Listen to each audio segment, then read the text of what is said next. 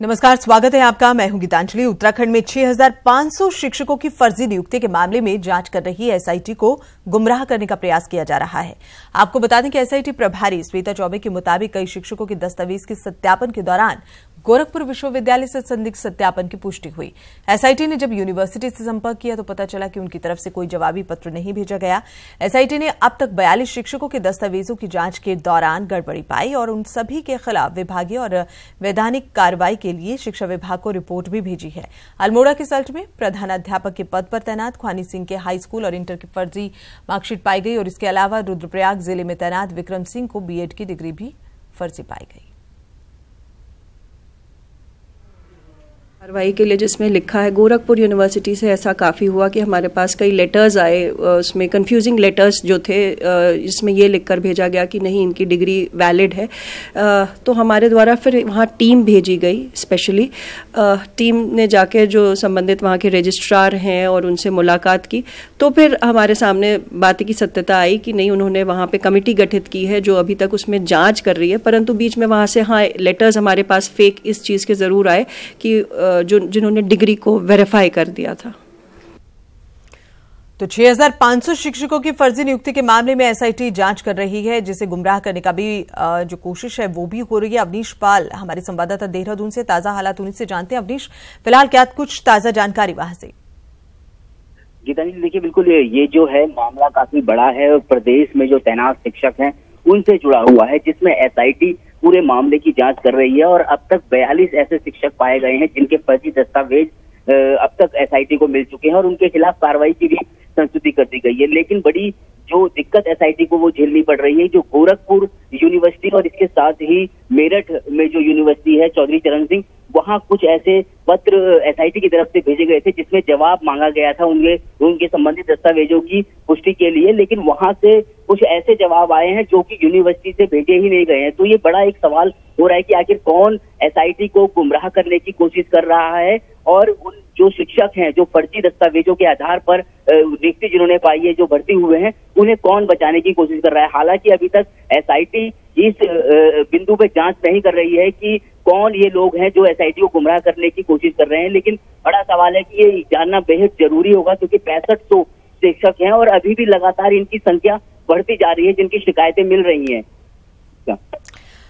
बहुत बहुत शुक्रिया इस पूरी जानकारी के लिए अवनीश। तो आपको बता दें कि उत्तराखंड में 6500 शिक्षकों की फर्जी नियुक्ति के मामले में अब एसआईटी इस मामले में जांच कर रही है, जिसे गुमराह करने का जो प्रयास है वो भी हो रहा था। एसआईटी प्रभारी श्वेता चौबे के मुताबिक अगर बात करें तो शिक्षकों के जो दस्तावेज हैं उनके सत्यापन के दौरान वो सही नहीं पाए गए।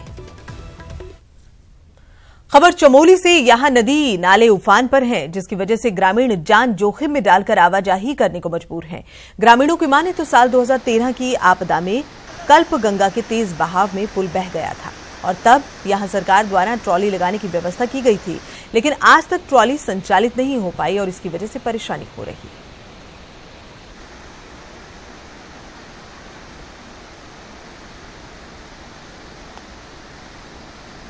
तो आपको बता दें कि ये जो पानी आप देख रहे हैं, लगातार जलस्तर बढ़ रहा है। ग्रामीण जान को जोखिम में डालकर आवाजाही करने को मजबूर है। नदी नाले उफान पर हैं और इस वजह से रास्ते काफी तकलीफदायक हो गए हैं। अगर ग्रामीणों की माने तो साल 2013 की आपदा में जो कल्प गंगा के तेज बहाव में पुल बहा था, तब यहां सरकार द्वारा ट्रॉली लगाने की व्यवस्था की गई थी, लेकिन आज तक ट्रॉली संचालित नहीं हो पाई है और जिसकी वजह से आप देख सकते हैं कि लोग कितनी परेशानियों का सामना करते हुए इन बड़े बड़े दुर्गम रास्तों को पार कर रहे हैं।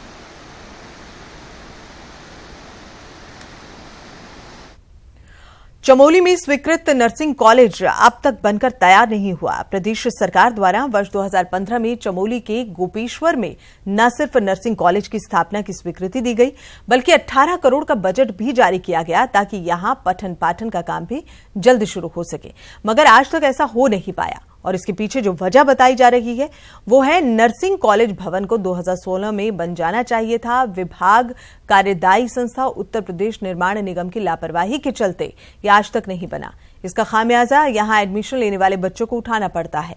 बताया जा रहा है कि कागजों में छात्रों का एडमिशन गोपेश्वर पटियाल धार के नाम पर हो रहा है और पढ़ाई टिहरी में, जिससे यहां छात्रों के साथ अभिभावक और छात्र दोनों परेशान हैं।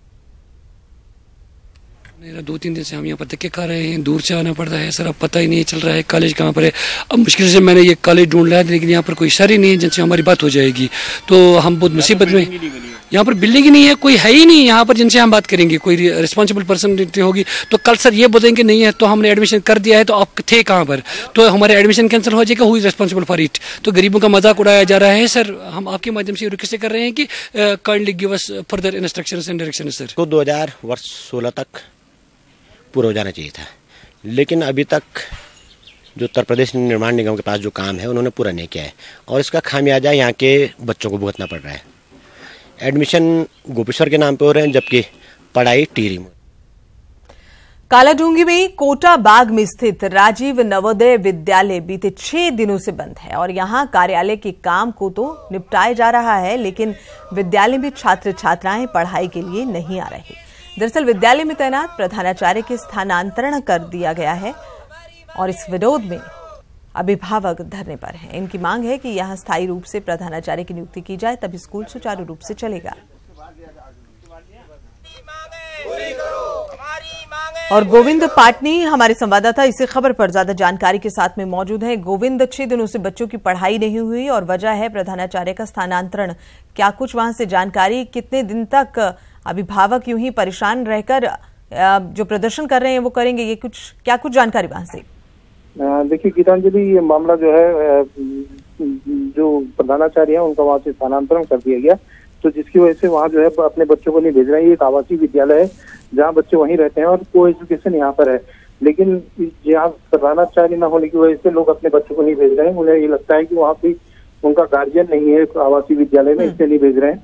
तो अभी जो है अभी कुछ समय पहले वहाँ मुख्य शिक्षा अधिकारी वहाँ गए हैं, उनसे अभिभावकों की बात हुई है, तो उसमें ये निष्कर्ष निकला है कि 15 दिन का समय उनको दिया गया है। 15 दिन में अगर उन्होंने मामला सॉर्ट आउट कर दिया, वहाँ प्रधानाचार्य की नियुक्ति कर दी तो ठीक है, नहीं तो उन्होंने कहा कि 15 अगस्त के बाद वो जो है फिर आंदोलन के लिए बाध्य होंगे। जी गीतांजलि, तो 15 दिन का तय वक्त मांगा है विद्यालय की ओर से और ये कहा गया है कि उसके बाद अभिभावकों का कहना है कि अगर ऐसा नहीं होता तो अपना आंदोलन जारी रखेंगे। लेकिन क्या तब तक बच्चे स्कूल जाएंगे गोविंद?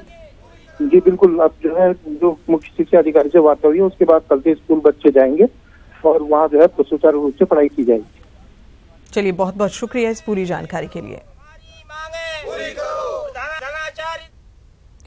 और 9 महीने के कठिन प्रशिक्षण के बाद 40 आरक्षी उत्तराखंड पुलिस का हिस्सा बन गए हैं। पुलिस लाइन में आयोजित पासिंग आउट परेड में इन जवानों को आईजी ट्रेनिंग अंशुमान ने शपथ दिलाई। शपथ लेने वाले जवानों में 24 पुरुष एवं 16 महिलाएं आरक्षी शामिल हैं। ट्रेनिंग के दौरान उम्दा प्रदर्शन के लिए आरक्षी अमित चौहान, पूजा बडोनी, योगेंद्र जोशी, देवेंद्र सिंह रावत, रविंद्र कुमार को विशेष पुरस्कार मिला है। और इस दौरान डीआईजी गढ़वाल अजय रौतेला, एसएसपी निवेदिता कुकरेती समेत पास आउट होने वाले जवानों के परिजन मौजूद रहे। बहुत बहुत शुभकामनाएं देना चाहता हूं सबसे पहले, और सबसे बड़ी बात है कि हमारा स्ट्रेंथ और बढ़ गया है। और जैसा कि आप जानते हैं कि ये देवभूमि है, यहाँ पर पुलिस बल की काफ़ी, हमारे यहाँ फ्लोटिंग पॉपुलेशन काफ़ी आते हैं। जनसंख्या राज्य की 1 करोड़ है, लेकिन 1.25 करोड़ है और करीब 5 करोड़ के आसपास फ्लोटिंग पॉपुलेशन आते हैं। तो पुलिस बल की हमेशा कमी महसूस होती है पुलिस बंदोबस्त में, तो ये लोग एक महत्वपूर्ण भूमिका निभाएंगे, ऐसा मेरा विश्वास है। उत्तराखंड में 6 फरवरी 2018 को ट्रांसफर एक्ट लागू किया गया था, लेकिन एक्ट लागू होने के बाद से ही इस पर सवाल खड़े हैं। ताजा मामला लोक निर्माण विभाग का बताया जा रहा है, जहां ट्रांसफर में भारी अनियमितता की बात सामने आई। आपको बता दें कि एक्ट के तहत दुर्गम और सुगम का निर्धारण कर कार्मिकों का ट्रांसफर किया जाना था। हर एक कार्मिक का ट्रांसफर के लिए 10 स्थानों का विकल्प देने का अधिकार है, लेकिन फॉर्म में जो जानकारी कर्मचारियों ने भरी वो मुख्यालय पहुंचते पहुंचते बदल दी गई। वहीं इसके शिकार लोगों का आरोप है कि मामले को लेकर आंदोलन भी किए गए, लेकिन इसका असर नहीं हुआ। ये हो गया है कि ना कोई हमारी सुन रहा है, भूख हड़ताल पर हम बैठ गए, कर्मी अनशन हमने कर दिया, कार्य बहिष्कार हमने कर दिया। 27 तारीख को समझौता हुआ था, आज 10 दिन हो गए हैं, उस समझौते के किसी भी बिंदु का अनुपालन नहीं हुआ है सुनिश्चित। अब संगठन भी समझ नहीं पा रहा है कि हम क्या करें, जब कोई सुनने को तैयार नहीं है तो हम आगे क्या करें। अभी 4-5 दिन ही तो पहले ट्रांसफर हुए हैं, 10 दिन पहले तो अभी आप सर आपको लगता नहीं कि अनियमितता है कि कहीं स्टाफ ही नहीं है, कहीं आपने? नहीं, ऐसा नहीं है, ये गलती है तो ठीक हो जाती है, ऐसा नहीं है। शासन का कहीं गलती होती तो सुधारते भी हम, ऐसा नहीं है। और नैनीताल जिला प्रभारी मंत्री मदन कौशिक ने आज जिले की समीक्षा बैठक ली। नैनीताल क्लब में आयोजित बैठक में जिले के सभी अधिकारी मौजूद रहे। इस बैठक के दौरान मदन कौशिक ने अधिकारियों को निर्देश दिए हैं कि जो रुके काम हैं उनको जल्दी पूरा किया जाए और इसी के साथ ही मदन कौशिक ने नलकूल सिंचाई शिक्षा लोक निर्माण विभाग को भी निर्देश जारी किए हैं, वो जनता के कार्यों पर अमल करें। जिला योजना में अच्छा कर रहा है। मैंने अधिकारियों को निर्देश दिए हैं कि आप भारत सरकार में जितनी योजनाएं संचालित हो रही हैं, आप सब उनको अधिक से अधिक अपने जनपद में कैसे लाया जाए, उन योजनाओं की आप तैयारी करके और माननीय विधायक जी के माध्यम से और आप उन पे मेहनत करिए, जिससे कि भारत सरकार की योजनाओं में भी ये जिला बहुत अच्छा। पौड़ी गढ़वाल के धूमाकोट में हुए भीषण बस हादसे के लिए खराब सड़क को भी जिम्मेदार मानते हुए लोक निर्माण विभाग के 2 इंजीनियर्स को निलंबित कर दिया गया। क्या इस बस हादसे के जिम्मेदार सिर्फ 2 इंजीनियर्स हैं या फिर ये बस हादसा शासन और विभाग में बैठे उच्च अधिकारियों की गलतियों का नतीजा है? देखिए खास रिपोर्ट।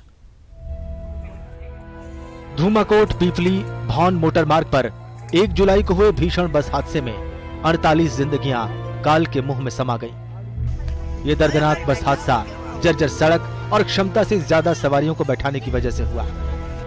इस दुर्घटना के बाद हर बार की तरह कार्रवाई के नाम पर खानापूर्ति करने के लिए लोक निर्माण विभाग ने अपने सहायक अभियंता रविशंकर यादव और कनिष्ठ अभियंता प्रदीप खंसली को निलंबित कर दिया। लेकिन सच तो ये है कि सड़क की जर्जर हालत के लिए सिर्फ 2 अभियंता नहीं बल्कि शासन में बैठे उच्च अधिकारी जिम्मेदार हैं। क्योंकि लोक निर्माण विभाग के बैजरों के जिस खंड में जर्जर सड़क की वजह से बस हादसा हुआ, उस खंड में सहायक अभियंता के 4 पद हैं और चारों पद खाली पड़े हैं। जून के पहले सप्ताह में हुए ट्रांसफर में भी इस दुर्गम क्षेत्र में कोई अभियंता नहीं भेजा गया। जिस सहायक अभियंता रविशंकर यादव को निलंबित किया गया, उन पर अपने धूमाकोट खंड के अलावा बैजरों के 4 सहायक अभियंताओं का अतिरिक्त कार्यभार भी था। उससे भी हैरानी की बात तो यह है कि 26 जून को सहायक अभियंता रविशंकर यादव को विभाग ने ही उत्कृष्ट सेवाओं के लिए सम्मान पत्र दिया था। लेकिन लोक निर्माण विभाग के उच्च अधिकारियों का कारनामा देखिए। बैजरों खंड के लिए 6 जून को अधिशासी अभियंता आदर्श गोपाल का ट्रांसफर किया गया, लेकिन आदर्श गोपाल 14 जून को ज्वाइन करने के बाद वापस देहरादून आ गए और जब बस हादसा हुआ तब वो 2 जुलाई को बैजरों पहुंचे। लेकिन विभाग के उच्च अधिकारियों की मेहरबानी की वजह से आदर्श गोपाल को सिर्फ चेतावनी देने के अलावा कोई कार्रवाई नहीं की गई। उससे ज्यादा हैरान करने वाली बात तो ये कि इस सड़क पर पैचवर्क कार्य के लिए अभी तक राशि भी रिलीज नहीं की गई और ना इस सड़क पर कोई गैंगमैन ही तैनात है।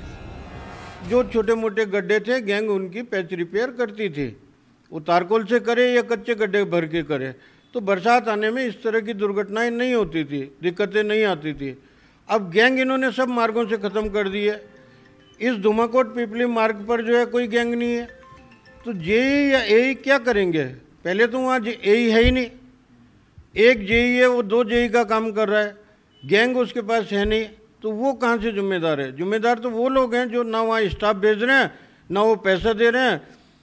पैच रिपेयर के लिए इस सड़क पे कोई पैसा इन्होंने नहीं दिया है। लोक निर्माण विभाग उच्च अधिकारियों का कारनामा यही खत्म नहीं होता।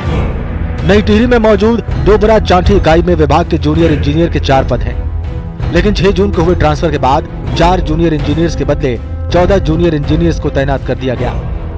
इसकी पुष्टि लोक निर्माण विभाग टिहरी के मुख्य अभियंता के मुख्यालय को 22 जून को भेजा ये पत्र कर रहा है, जिसमें लिखा गया है कि डोबरा चांठी की इस इकाई में 14 अभियंताओं के लिए कोई कार्य नहीं है, इसलिए इन्हें कहीं और ट्रांसफर कर दिया जाए। लेकिन इंजीनियर्स के अतिरिक्त प्रभार पर लोक निर्माण विभाग के अधिकारी की सफाई सुनिए। कई बार मजबूरी होती है कि हम नहीं दे पाते, लेकिन ये इसका मतलब ये थोड़ी कि हम अपना काम करना बंद कर दें। अगर मान लो दूसरे को भी दिया तो उसको भी तो काम करना चाहिए। किसको एडिशनल चार्ज है तो वो रिस्पॉन्सिबिलिटी उसकी खत्म तो नहीं हो जाती। साफ है, धूमाकोट बस हादसे के बाद भी शासन और सत्ता में बैठे लोगों ने सबक नहीं लिया और हर बार की तरह कार्रवाई के नाम पर असली दोषियों को बचाकर सिर्फ 2 इंजीनियर्स को निलंबित करके खाना पूर्ति कर दी, जिससे धूमाकोट जैसे बस हादसे का खतरा बना रहेगा। न्यूज़ 18 के लिए देहरादून से सुनील नवप्रभात की रिपोर्ट।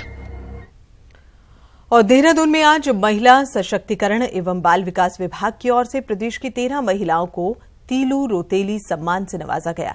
सरकार की तरफ से 13 महिलाओं को पत्र और 21,000 रुपए की धनराशि दी गई। साथ ही 13 जनपदों से राज्य स्तरीय 20 आंगनबाड़ी कार्यकर्तियों को भी सीएम त्रिवेंद्र सिंह रावत ने सम्मानित किया। बता दें कि उत्तराखंड में साहसिक कार्य करने वाली महिलाओं को 17वीं शताब्दी की वीरांगना तीलू रोतेली के नाम पर ये सम्मान दिया जाता है। वर्ष की आयु में उनके पहले पिताजी युद्ध में काम आ जाते हैं, फिर तीलू रोतेली स्वयं हथियार लेकर के और दुश्मनों से लड़ने के लिए बाहर निकल जाती हैं और लगातार 7 वर्षों तक वो युद्ध क्षेत्र में लड़ती हैं और 22 वर्ष की अवस्था में अपना जो उनका मूल गांव है उससे सैकड़ों किलोमीटर दूर गौली खाल एक जगह है, वहाँ पर वो शहीद हो जाती हैं, बलिदान हो जाती हैं। उन्हीं की स्मृति में राज्य सरकार ने तीलू रोतेली पुरस्कार का शुभारंभ किया था। बीच में कुछ अनजान कारणों से उसको निरुद्ध कर दिया गया था, लेकिन हमने उसको पुनः प्रारंभ किया है। महिला सशक्तिकरण एवं बाल विकास विभाग की तरफ से प्रदेश की साहसिक महिलाओं को आज सम्मानित किया गया है। तीलू रोतेली सम्मान से आज महिलाओं को नवाजा गया है, जिसमें 13 महिलाएं हैं जो तीलू रोतेली सम्मान को जिन्होंने प्राप्त किया है और 20 आंगनबाड़ी कार्यकर्ता हैं जिन्हें सम्मान मिला है। सबसे पहले आपको मिलवाते हैं जबरी देवी जी से। कैसी फीलिंग आ रही है? उस दिन कैसा लगा था और आज सम्मान आपको मिला है, कैसा लग रहा है? ठीक है। उस दिन तो मेरे सिर पकड़ से तो उसने घुसोटी ले गए मैं नीचे खेत में, वहाँ मैं उसका जबड़ा फाड़ लिया, तब अपनी जान बचाए। तो उसके बाद में छान में आए, वो हाथों से पैरों से आए ऊपर, तब अपने दोनों बच्चे को करो से घर भाग गए। और हमारे साथ हरेला कार्यक्रम को जिन्होंने प्रदेश में फलीभूत किया है और आगे बढ़ा रही हैं उस काम को, वो भी हमारे साथ मौजूद हैं।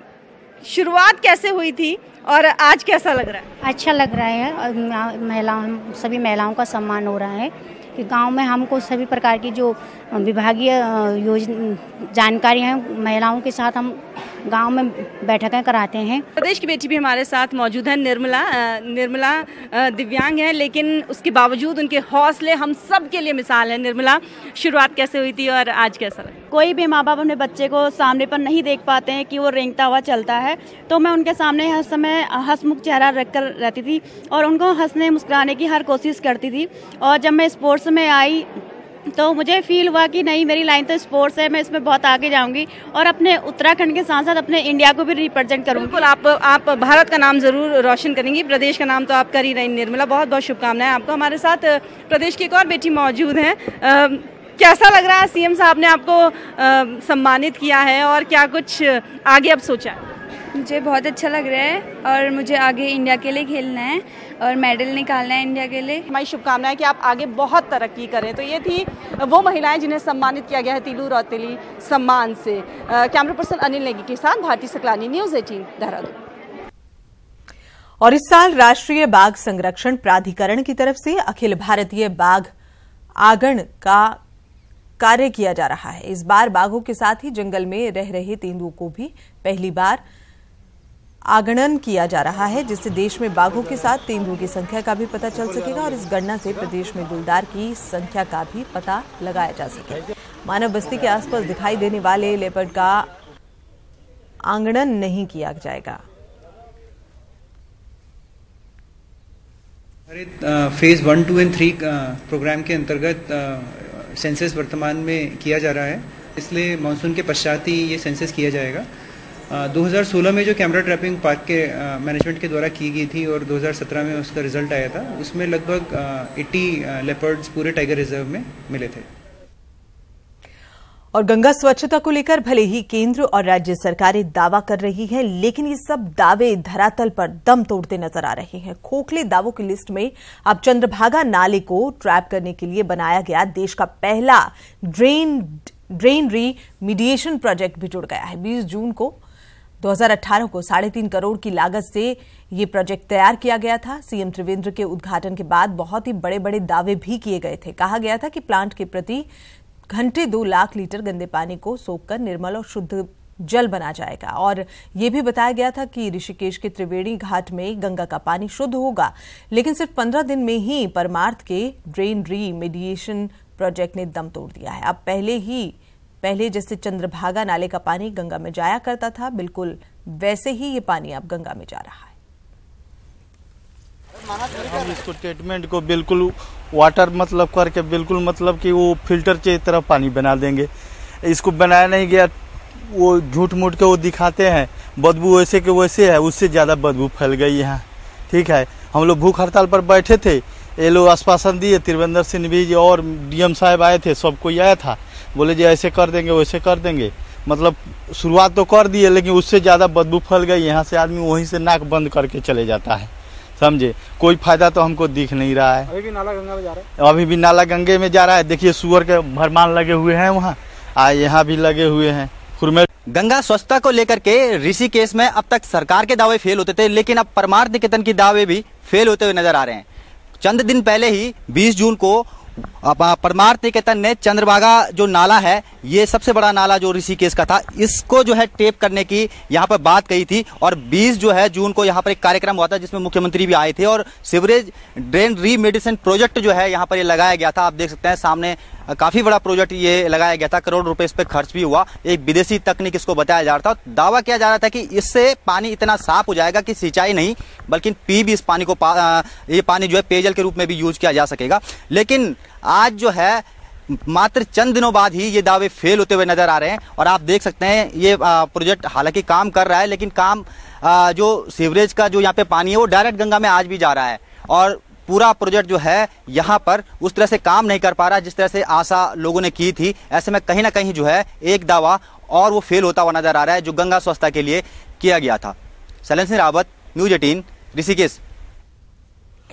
पुरुकुल से मसूरी तक रोपवे निर्माण के लिए प्रशासन ने सर्वे काम तेज कर दिया है और इसी के लिए नगर पालिका की टीम ने शहर की सीपनकोट में स्थलीय निरीक्षण भी किया। इस दौरान एमडीडीए स्थानीय प्रशासन भी शामिल रहा। बता दें कि जिस स्थान पर सरकार ने रोपवे निर्माण प्रस्तावित किया उसी जगह पर बाहरी लोगों ने बड़े पैमाने पर अवैध कब्जा किया है। शासन प्रशासन की टीम को अवैध कब्जा धारकों के विरोध का भी सामना करना पड़ा। प्रशासन का दावा है कि सर्वे का काम आज ही पूरा कर शासन को 2 दिन के भीतर रिपोर्ट भी सौंप दी जाएगी। देखिए निर्देश हैं कि यहाँ पर जो ट्रॉली का जो प्रोग्राम बना हुआ है, यहाँ पे ट्रॉली का जो प्लेटफॉर्म है वो बनना है, उसके लिए जो है सर्वे किया जा रहा है और ये किताब घर के बिल्कुल नीचे है और यहीं से जो है मसूरी के लिए ट्रॉली आनी है। ये सर्वे हमने ग्राउंड पे तो आज ही पूरा कर देना है और इसमें 1-2 दिन में रिपोर्ट भेज देनी है। इसमें बहुत जल्दी कार्रवाई हो रही है। ये देखा जा रहा है कि कौन लोग जो है पुराने हैं, वास्तविक जो वो हैं अध्यासी, और कुछ लोग ऐसे भी हैं जो किराए पे दे रखा है, उनको अलॉट हो चुके हैं नगर पालिका से। तो जिसको अलॉट हो चुका वो उसको नहीं कंसिडर नहीं करेंगे और जो पुराना होगा उसको कंसिडर किया जाएगा। प्रदेश में परिवहन विभाग के आदेशों की खुलेआम धज्जियां उड़ाई जा रही हैं, जिसमें खुद परिवहन विभाग के अधिकारियों की लापरवाही सामने आ रही है। पहाड़ में यात्रा सीजन में भी ओवरलोडिंग पर लगाम नहीं लग पाई है। आरटीओ अधिकारी सुधांशु गर्ग से जब बात की गई तो धारचूला हादसे के बाद एक्शन लेने की बात कह रहे थे, लेकिन हिली रूट के हालात बद से बदतर हैं। हालांकि ट्रांसपोर्टर का कहना है कि हादसे ओवरलोडिंग की वजह से नहीं बल्कि खराब सड़कों की वजह से होते हैं।